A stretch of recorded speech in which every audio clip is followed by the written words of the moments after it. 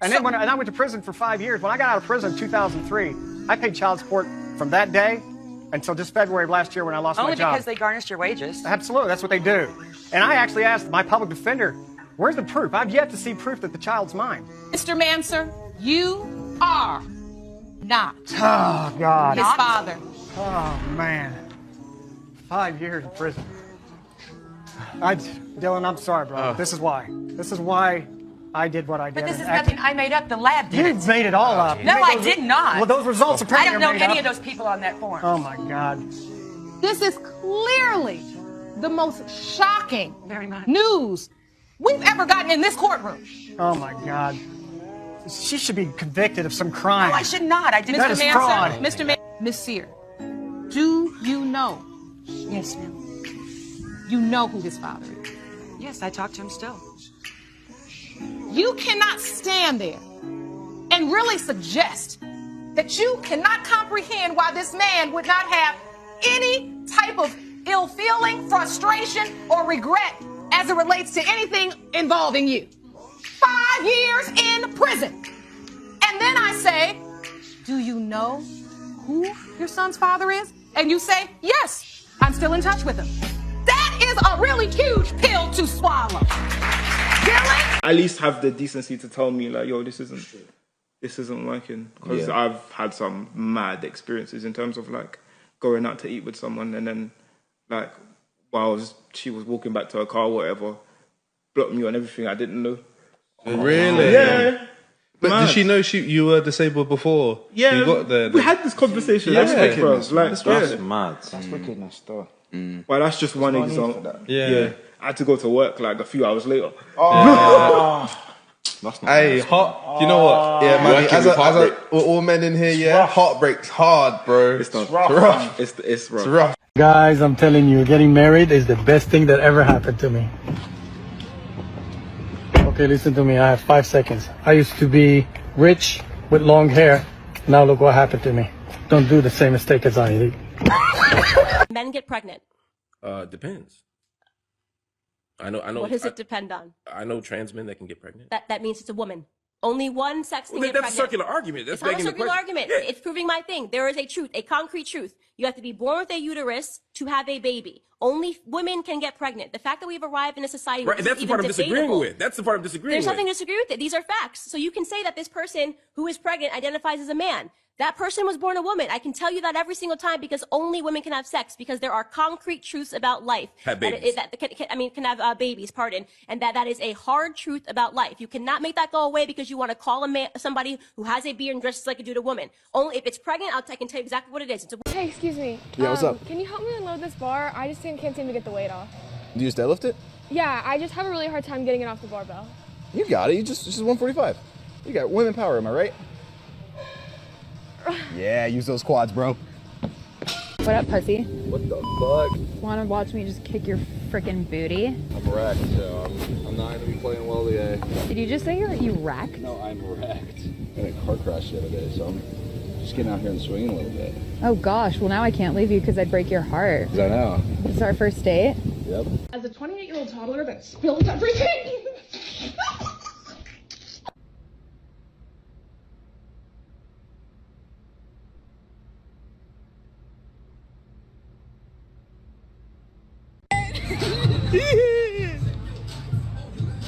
What's wrong with you, girl? You're an asshole, bro. No more drinking for you, that's it. You're done drinking, that's it. What you doing? I just made the first move and I gave my number to someone in the tube. Basically what happened, I was on a platform waiting for my tube and there was this guy next to me, he looked at me, he smiled, I looked at him and I smiled back. Then the tube came and we both went in, but we both went into different carriages. So between us there is like a door and little window, but there is no way, like physical way to actually speak to him. I saw through the little window that he kept looking at me, smiling to me, and I was there like, do something, what can you do, what can you do? I pulled out my phone and I wrote a message on my phone. Actually, let me show you, it's hard to explain. I put this on a window. He looked at me, he smiled and he was like, yep. Then he came closer to the window and he pulled out his phone and I put this on the window. And he wrote it down, he showed it to me, I said, yep, good to go, and he left. As soon as he left and the tube moved, me sitting in the tube, I realized I panicked so much, so I actually gave him the wrong number. I fucked up my own number. I'm usually too scared to do anything like this. Like, I was actually shaking. And I did it. And I gave him the wrong number. Anyways, if you or your friend knows anyone who took tube this morning, Northern Line, from Clapham, let me know. Maybe we'll find him. When you found out she was pregnant, even though she said it could be yours or it could be my ex's, did you step up? Yes, ma'am. You did? Yes, ma'am. I did everything. You know, take care of the boys, make sure they going to school. I was, you know, feeding her, doing the cleaning. So you were there participating like the father. Did you sign the birth certificate? No, I didn't sign anything because I wanted the DNA test first. Well, that was smart. It has been determined by this court. Mr. Jones, you are not the father.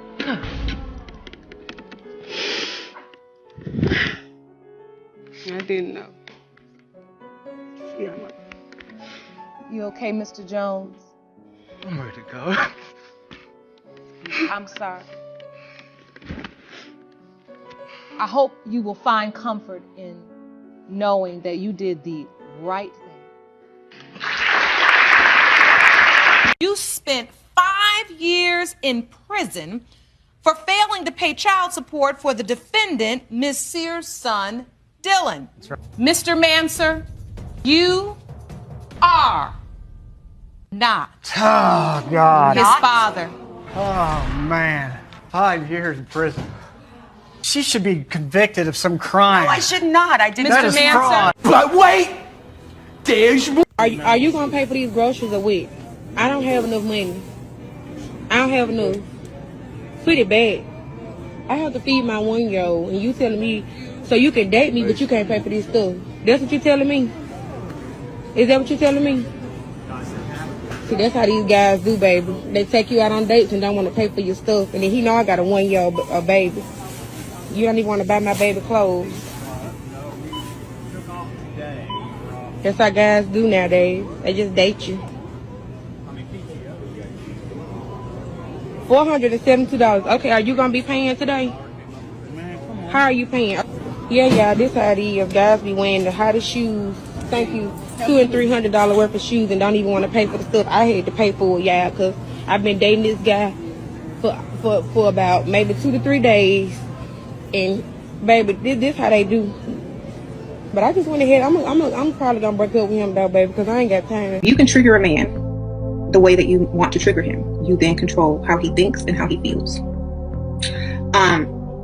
So when you trigger someone, you know exactly how to get a reaction out of them.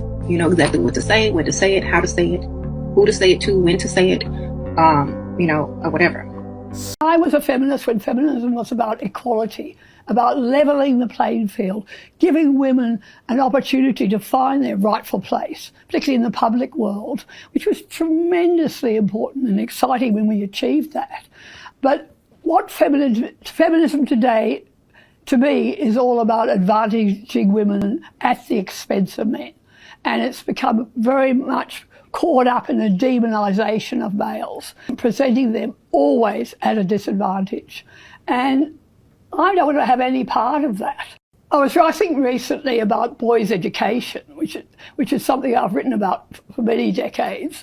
And I came across an article I wrote 40 years ago where we just started to notice how badly boys were doing vis-a-vis girls. I mean, we'd had 10 years of programs trying to help girls do better in the schools, which was fantastic.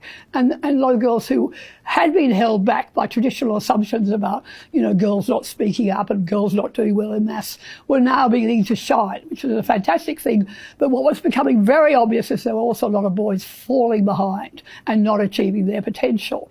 We have really very much feminist ideology infiltrating all our education systems, systematic programs to continue to advantage girls, and no one taking any notice of the fact that boys are falling out in huge numbers. I don't know what I'm doing anymore. You've got a second chance, you could go home. I was trying to think of the best thing about being single during the holidays, and it's definitely not having to spend your money and buy your significant other gifts.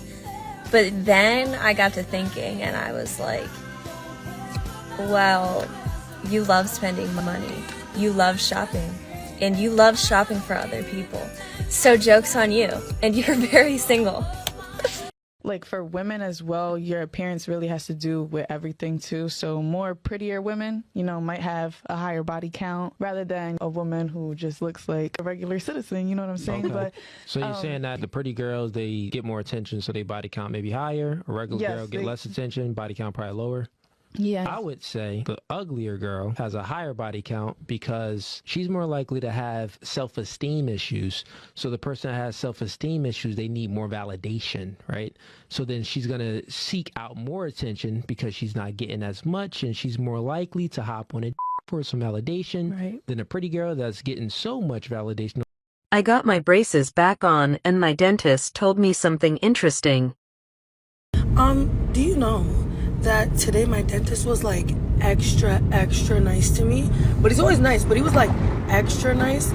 And he slid in, oh, I saw your Instagram. You're very popular. Sir, not only have your hands been in my mouth, you've made me gag. I don't think we're supposed to go there. What's your biggest ick? Okay, so it might be a bit rogue, but when a boy gets hit by like a slow-moving car. I am starting a new job on Monday, and it's a teaching job. So the kids are going to call me either Mr. or Mrs. Jamie. It depends on what I want, but I, as a non-binary being, I don't know what to pick. I feel like Mrs. would be easier for the kids, but Mr. makes me feel better. But I also kind of want to try mix, but I don't know if the kids can do that. I don't. And then what do they do when they ask me if I'm a boy or a girl? I'm not. I don't know. Explain when it's young kids too. It's young kids. My class is going to be 4-year-olds. Why are you breaking this like this? Now, Why are you doing this? Oh, for real? Can you please leave me alone? Why am I breaking this? Can you like please let me close the door? Can you stop? For real, Rosie? Why are you doing this? I've asked you numerous times to stop. Because you feel for your safety, right? Because I want you to stop. Now you're setting me up, right? No, I'm not.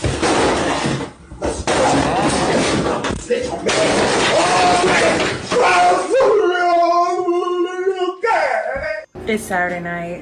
I'm home. My house is clean. It smells good. I smell good. I made dinner. I'm here chilling. I got the music on.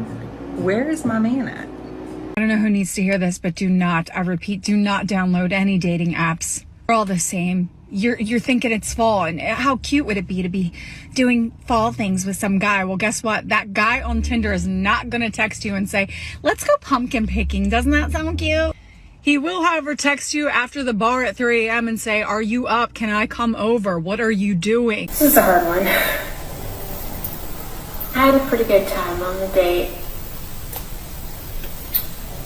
But when he went to kiss me, it reminded me of this time that I was kissed by the person that I cannot seem to get over in 5 years. And this person, when he first kissed me, he walked towards me and cupped my face in his hands and kissed me. And it was like a movie, you know, that moment where it was just so glorious and both of you want it so bad. And so tonight when that happened, it was nice. It was nice that he wanted to kiss me, and I definitely wanted to kiss him. I mean, I'm attracted to him, which is rare, which is nice. I'm fine with that. But at the back of my mind, I just remembered that time when I fell in love with someone else, and it just kind of dirties the feelings that I could have. So fucking sick of trying to date in this generation. Let me tell you about the lovely time I've had this last week with Tinder and a Tinder boy. So about a week ago, right, matched with this really cute guy on Tinder. I messaged him. I was like, you seem really cool. He was like, only one way to find out, hang out with me. I was like, all right. He was like, what's your snap? Gave him my snap. We talked for the full week. He was really sweet. He asked me to go to like a park to walk around and talk and like get to know each other better. That was going to be our first date. It was for last night. Everything was going great. Like, we confirmed the date the night before, and then day of, he left me undelivered all day and then canceled at the time of, with no apology or really explanation other than he said, I fucked up. My family has plans. And I've been undelivered since, and that was 6 p.m. last night. So I'm going to move into the woods. I'm going to move into the woods, and I'm going to live in a hut, and I'm going to grow berries, and I'm going to have a tiny little chicken, and I'm not going to have to talk to anyone.